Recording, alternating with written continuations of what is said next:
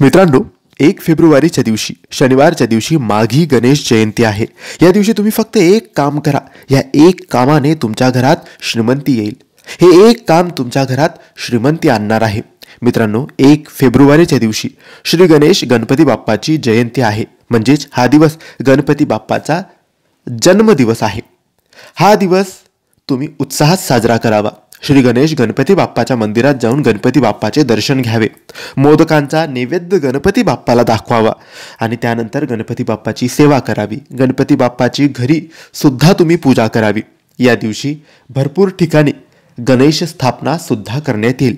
माघी गणेश जयंती ही खूप मोठी जयंती मानली जाते आणि या दिवशी गणपती बाप्पाचा जन्मोत्सव साजरा केला जातो। या दिवशी तुम्ही एक काम करायचं आहे, हा एक उपाय करायचा आहे। यासाठी तुम्हाला फक्त 21 दुर्वा लागणार आहे।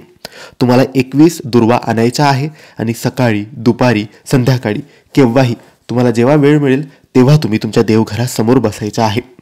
समोर बसल्यानंतर तुम्ही एका ताटात किंवा तामणामध्ये गणपती बाप्पाची मूर्ती ठेवायची आहे।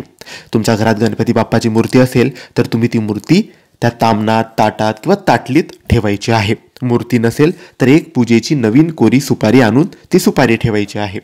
त्यानंतर अष्टगंध, हळद कुंकू, फुलं, अक्षता वाहून गणपती बाप्पाचे पूजन करायचे, अगरबत्ती, दिवा ओवाळायचा आणि त्यानंतर आपण जे 21 दुर्वा आणल्या होत्या तर एक दुर्वा आपण गणपती बाप्पाच्या डोक्यावर ठेवायची, गणपती बाप्पावर ठेवायची आणि त्यानंतर गणपती स्तोत्र एक वेळेस वाचायचं आहे। हे गणपती स्तोत्र ऑनलाईन आहे, त्याची छोटीशी पोथी मिळते किंवा स्वामी समर्थांच्या नित्यसेवा या पोथीत सुद्धा गणपती स्तोत्र दिलेलं आहे। ते एक वेळेस गणपती स्तोत्र वाचायचं, पुन्हा दुसरी दुर्वा उचलायची, पुन्हा गणपती बाप्पाच्या डोक्यावर ठेवायची आणि पुन्हा गणपती स्तोत्र वाचायचं। असं 21 दुर्वा ठेवताना 21 वेळेस तुम्हाला गणपती स्तोत्र वाचायचं आहे। हे गणपतीचा अभिषेक होईल, हे गणपतीची पूजा होईल आणि हे तुम्हाला माघी गणेश जयंतीच्या दिवशी करायचं आहे। 21 दुर्वा ठेवताना 21 वेळेस गणपती स्तोत्र वाचन झालंच पाहिजे। या एका कामाने तुमच्या घरात श्रीमंती येईल। तुमच्या घरातले विघ्न, अडचणी, संकट, समस्या, गरिबी, दरिद्री, दुःख सगळं काही नाहीसं होईल। तुम्ही नक्की हा उपाय, नक्की हे काम करा।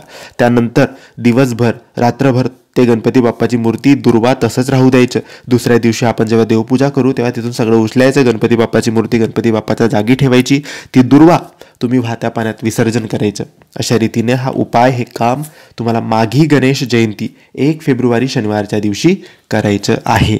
तर मित्रांनो, तुम्हाला ही माहिती आवडली असेल तर लाईक आणि शेअर करा। काही प्रश्न असतील तर कमेंट्सद्वारे विचारा आणि आमच्या चॅनलला सबस्क्राईब करायला विसरू नका। धन्यवाद। श्री स्वामी समर्थ।